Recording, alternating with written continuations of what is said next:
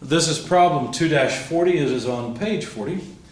And it says, determine the magnitude and direction measured counterclockwise from the positive x-axis of the resultant force of the three forces acting on the ring A. Take F1 to be 500 newtons and theta to be 20 degrees. Well, what on earth are they talking about? Well, I'll draw you a picture like they've got in the book. It looks like this. There's a box that's got a ring connected to it by wires. All that really matters is the ring, because that's where our coordinate system is set up, x, y coordinate. And there are three separate forces: a 400 Newton force acting at 30 degrees on the ring. This passes through the ring despite my drawing. Okay. And then, let's try that one more time. That's a little better. Then there's another force, F1, that acts at an angle theta, and rather than putting it on the diagram, they gave it to this way, and in the problem statement it told us F1 is 500 newtons and theta is 20 degrees. And then finally, there's another force that acts back up to the left, magnitude 600 newtons, and instead of giving us an angle on this, they gave us the rise and run. So they gave us 4 run, 3 rise, which makes this a 3-4-5 triangle, or a 3-4-5 right triangle for the direction of the 600 Newton force. So what we're supposed to find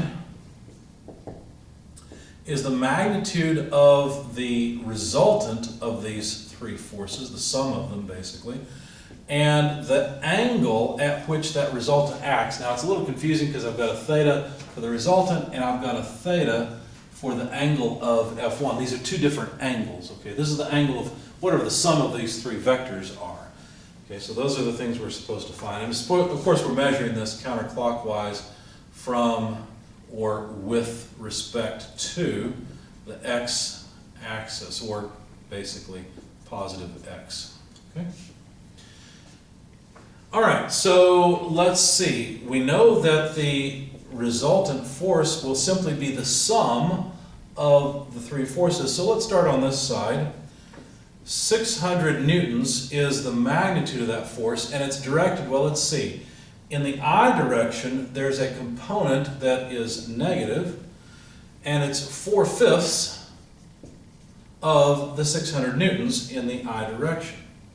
Now, the vertical component is 3/5, so plus 3/5 in the J direction of the 600 newtons.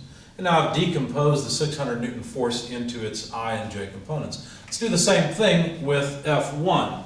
To keep things straight, I am going to use symbols for this one that's in the middle and just write, let's see, F1, and if I want a horizontal component, notice that theta is not measured from the x-axis, it's measured from y, so I will need to use sine of theta to find the horizontal component, and I will need to use cosine of theta to find the vertical component. Now notice F1 has positive x and y components, so I just made both positive. The last component of the force, or the last force that will give us our resultant, is the 400 Newton force, and it has a 30-degree angle with respect to the horizontal axis. So the horizontal component of the 400 Newton force will be the cosine side. Be careful, cosine doesn't always go with x, but sine doesn't always go with y. Sometimes they're different. We see an example here where sine went with the x component, here cosine goes with it, right? Now I need to be careful here because I did write theta and I probably confused you.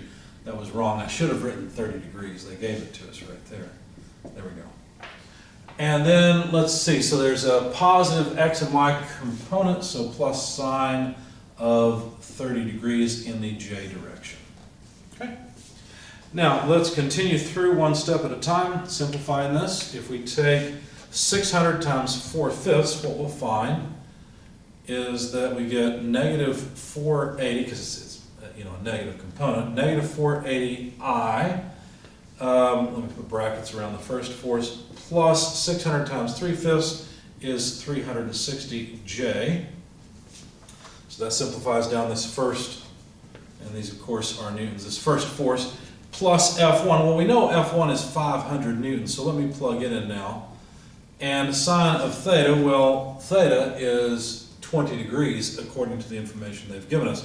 So sine of 20 degrees in the I, plus cosine of 20 degrees in the j direction. And then 400 times cosine of 30 gives us 346.41 I. 400 times sine of 30 gives us 200 j, because sine of 30 is just a half. And now we've rewritten all three vectors. Now let's collect together all of the I components and then all the j. So if you take negative 480 plus 500 times sine 20 plus 346.41, what you get is about 37.42 in the I direction. And if you take 360 plus 500 times cosine 20 plus 200, then what you'll get is 1029.85 J. Now these are all Newton units. But what they wanted us to find was the magnitude of the resultant. So, to get the magnitude of the resultant, all we have to do is take the square root of the sum of the squares of the components. In other words, just use Pythagorean's theorem. 37.42 quantity squared plus 1029.85 quantity squared, and then square root the whole thing, will give us about 1030.53 newtons of total resultant force on this box. Don't know exactly what angle it's at yet. Might be nice to know. They wanted us to find out, so let's do that next. I'll have to come up here where I have some space though. So the resultant angle with respect to the x-axis can be obtained by taking the inverse tangent of the components of the resultant vector. So you got to take the vertical component over the horizontal component. Don't forget that, that's important. So the vertical component, the y component, 1029.85 or so, this is going to be approximate because I've already rounded off those numbers, over 37.42 gives me an angle of right about 87.92 degrees. So there's the angle of the resultant vector. What does that mean? That means that the sum of these three vectors is almost vertical, right? It's almost 90 degrees from the horizontal axis, and its total magnitude is 1031. So we're basically lifting the box almost straight up.